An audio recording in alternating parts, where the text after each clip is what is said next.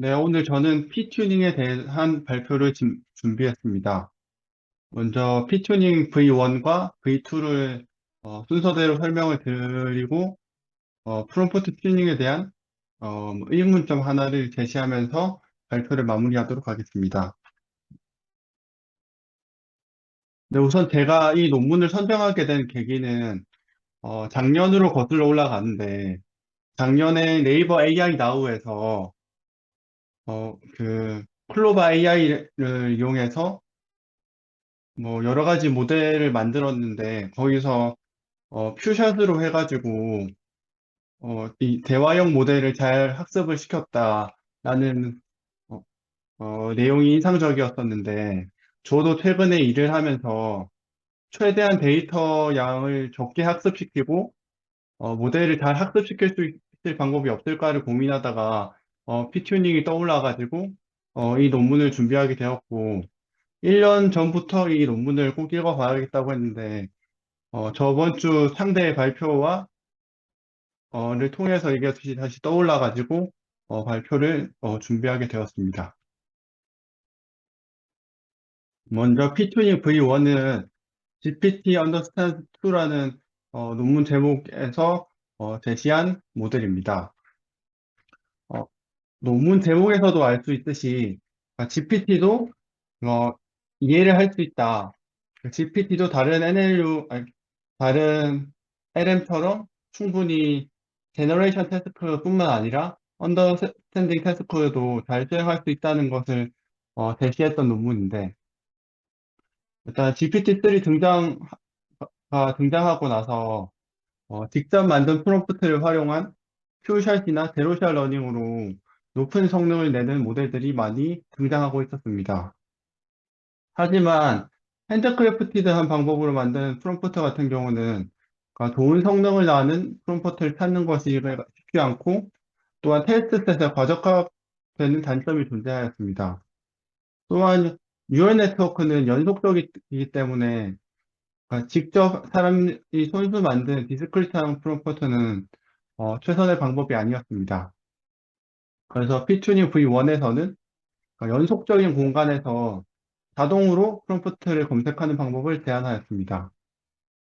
이를 통해서 GPT를 이용해서도 버트와 유사한 NLU 성능을 낼 수가 있었고요. 큐샷이나 슈퍼바이즈 세팅 모두에서 GPT와 버트의 성능을 향상시킬 수 있었습니다. 먼저 아키텍처에 대한 설명을 드리겠습니다. P-튜닝의 특징은 크게 두 가지가 있습니다. 오른쪽에 보시는 것처럼 프롬프트 인코더 부분과 그 다음에 백 프로파게이션 부분이 있는데 왼쪽에 디스크리트 프롬프트를 보시면 더 캐피탈 오브 브리티언 이스 마스크 이 부분에서 각각의 더 캐피탈 오브 브리티언 이스가 사람이 직접 만든 프롬프트인데 반해서 오른쪽에 있는 P-튜닝 같은 경우는 P0부터 PI, 그 다음 PI 플러스 1부터 PM까지는 수도 프롬프트로서 직접 사람이 입력하지 않아도 되는 프롬프트입니다. 그리고 그 프롬프트가 프롬프트 인코더를 통과하게 되면 인풋 임베딩을 만들게 되고 이걸 활용해서 학습을 하게 됩니다. 그래서 아키텍처 같은 경우는 수도 프롬프트를 이용해서 인풋 임베딩을 생성하게 됩니다. 그렇게 어, 학습이 가능한 임베딩 센서를 이용해서 더 좋은 연속적인 프롬프트를 생성하게 됩니다.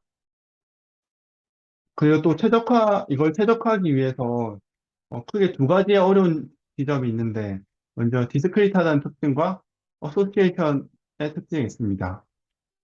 디스크리트 같은 경우는, 원래 워드 임베딩 같은 경우는, 그 사람들이 직접 만든 워드 임베딩 같은 경우는, 어, 굉장히 디스크리트한 특징을 가지고 있고, 로컬 미니마로 빠지기 쉽다는 문제가 있고, 또한 프롬프트 임베딩 같은 경우가 주변에 되게 의존적인 경향을 가지고 있다는 단점이 있습니다.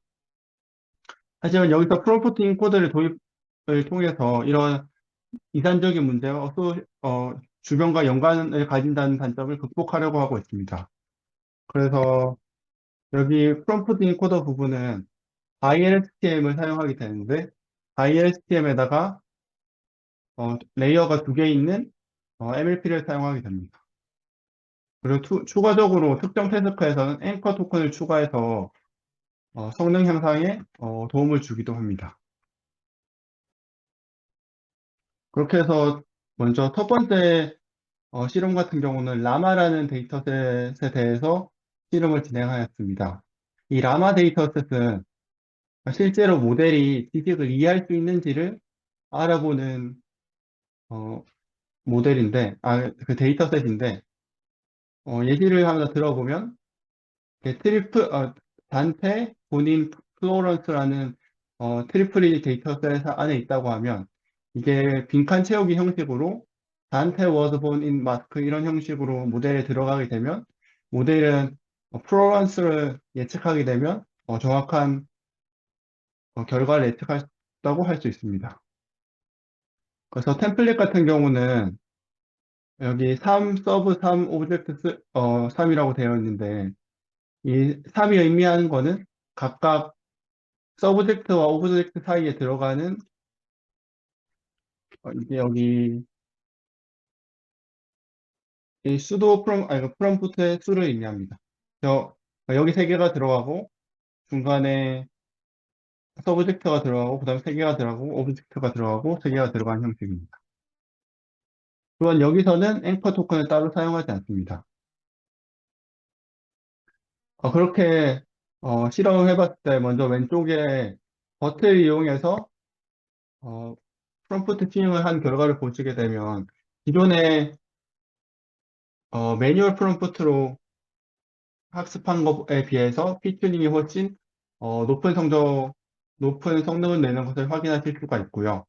그 다음에 오른쪽에 그 매뉴얼 프롬프트랑 파인 튜닝, 그 다음에 매뉴얼 프롬프트에다가 파인 튜닝 한 걸 함께 비교했을 때도 모든 경우에서 피튜닝이 더 높은 성능을 내는 것을 확인할 수 있습니다. 그리고 또한 매뉴얼 프롬프트뿐만 아니라 자동으로 좋은 프롬프트를 검색해주는 오토 프롬프트라는 모델과 비교해서도 더 좋은 성능을 나타냅니다. 또한 버트와 GPT 모두의 모든 모델에서 성능 향상이 있다는 것을 확인하였습니다. 그 다음에 두 번째로는 슈퍼글루라는 NLU 태스크에 적용을 해보았습니다. 이 태스크 같은 경우는 NLU 태스크를 다시 공백을 채우는 태스크로 변환해서 어, 실험을 수행하였습니다. 먼저 위에 버트 베이스 모델을 보면 WRC랑 멀티 RC를 제외하고는 피처닝이 더 좋은 성능을 보입니다. 이렇게 버트 베이스에서 두 가지의 데이터셋이 좀 낮은 어, 성능을 보였던 이유는 이 두 개의 데이터셋은 비교적 트레인셋 자체가 굉장히 커가지고 작은 모델로는 학습을 하는데 한계가 있었기 때문입니다. 또한 피투닝 같은 경우는 비교한 성능을 보면 알 수 있듯이 대부분의 태스크에서 기존의 파인튜닝보다 더 높은 성능을 내는 것을 확인하실 수가 있습니다. 또한 퓨셜 러닝에서도 잘 작동을 했는데요. 여기 두 번째로 퓨셜 러닝이 아니라 라지 모델에서도 잘 작동을 했고요. GPT가 버트에 비해서 두 개나 세 개의 태스크를 제외하고 더 높은 성능을 보였는데 공통적으로 WRC라는 태스크에서는 좀 낮은 성능을 보였는데 이거는 이 태스크 자체가 워드 센스 디스인베이션이라는 태스크였는데 이게 프롬프트 베이스드 LMM 모델로 예측하는 것에서는 좀 적절하지 좀 어려운 태스크였기 때문에 비교적 낮은 성능을 보이는 것을 확인할 수가 있었습니다. 그 다음으로는 퓨샷 태스크에서 좀 인상적인 모습을 보였는데 성능에서 보면 알 수 있듯이 기존의 PET라는 모델과 거의 PET 모델 중에서도 베스트 모델을 뽑았을 때와 비교를 해도 32개의 트레인셋만 학습한 큐샷 세팅에서 P튜닝이 압도적으로 더 높은 성능을 내는 것을 확인하였습니다. 또한 추가적으로 퓨샷 러닝에서 프롬프트의 영향력을 확인하기 위한 추가 실험을 진행했는데 위에 4개 같은 경우는 기존에 직접 매뉴얼 프롬프트 만드는 데서 각각의 프롬프트를 어떻게 만드는지가 어떤 영향을 미치는지를 알아보기 위해서 직접 생성한 베스트 프롬프트를 이용해서 비교를 했습니다. 근데 그렇게 했을 때 프롬프트의 뭐 시멘틱이나 뭐 포맷이나 그래머가 크게 큐샷의 성능에 어떻게 영향을 미치는지는 명백한 관계를 찾을 수는 없었고요. 하지만 매뉴얼 프롬프트의 큰 단점이 저렇게 조금씩만 바꿔도 성능에서는 굉장히 들쭉날쭉하다는 단점이 있습니다. 그에 비해 매뉴얼 프롬프트는 최적화는 어려운 반면에 P튜닝 같은 경우는 자동적으로 베스트 모델 찾는다는 점에서 장점이 있었습니다. 네, 그럼에도 불구하고 P튜닝 V1에서는 몇 가지 단점이 있었는데요. 먼저 모델 오른쪽에서는 이거는 다른 프롬프트 튜닝 논문인데 그림에서 보면 알 수 있듯이 어느 정도 그 모델의 파라미터 수가 많아지지 않으면 프롬프트 튜닝의 성능이 기존의 파인 튜닝에 비해서 좀 더 낮은 성능을 보이는 것을 확인하실 수가 있습니다. 그것처럼 모델 사이즈가 10빌리언 이하일 때는 파인 튜닝에 비해서 성능이 낮고 그 다음에 QA 같이 시퀀스 라벨링 같은 태스크에서는 또 낮은 성능을 보였습니다. 그래서 V2에서는 이 두 가지 단점을 극복하기 위해서 모델 스케일이나 NLU 태스크에 관계없이 최적화된 프롬프트를 잘 최적화할 수 있는 구조를 제시하였습니다. 그래서 기존에 제시되었던 딥 프롬프트 튜닝 구조를 채택을 하였고요.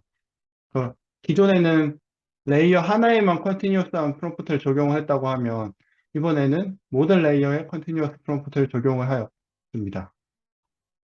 이러한 방법을 통해서 기존 파인 튜닝에 비해서 0.1에서 약 한 3% 정도의 학습 파라미터만으로 대등한 성능을 보여주었고요. 이렇게 적은 학습 파라미터로 인해서 메모리나 비용도 절감 효과를 볼 수가 있었습니다. 먼저 아키텍처입니다. 왼쪽에 피튜닝 원이나 유사한 다른 논문에서 제시한 아키텍처 같은 경우는 이 학습할 파라미터가 추가적으로 이 부분에밖에 존재하지 않아서 시퀀스 랭스에도 제약이 있었고요. 그리고 인풋 임베딩 또한 비교적 간접적으로 작용한다는 문제점이 있었습니다. 반면에 V2 같은 경우는 이렇게 뭐 레이어가 12개에서 24개라고 하면 각 레이어마다 프롬프트를 추가해서 이 파라미터들을 다 학습할 수 있는 파라미터로 제시를 하였습니다. 그래서 기존보다 더 많은 학습 파라미터를 학습할 수 있다는 장점이 있습니다. 그리고 또한 한 4가지 정도 특성이 있는데 먼저 리퍼라메터제이션이라고 해서 이 처음에 프롬프트 인코더 부분을 사용하는 모델도 있고 사용하지 않는 모델도 있습니다. 그래서 태스크에 따라서 옵셔널하게 적용을 하고요. 그 다음에 프롬프트 길이 같은 경우도 특정 태스크에서는 짧은 게 좋고 또 다른 태스크에서는 긴 게 좋았기 때문에 어, 실험을 통해서 최적화를 진행을 하였습니다.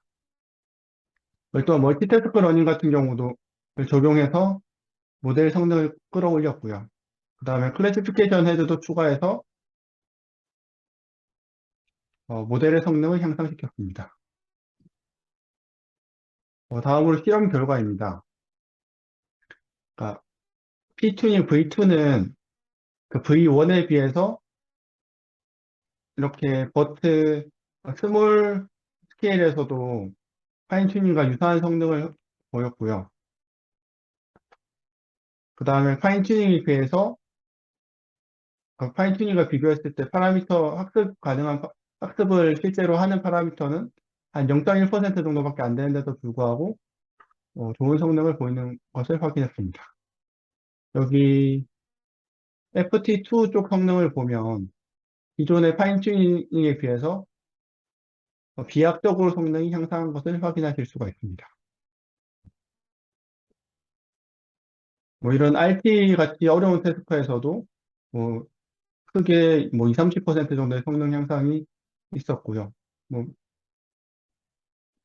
그 다음으로 QA 태스크에서도 기존에는 QA 같은 경우는 시퀀스 라벨링 태스크라서 좀 난이도가 어려웠었는데 그러한 부분에서도 좋은 성능을 내는 것을 확인할 수가 있었습니다.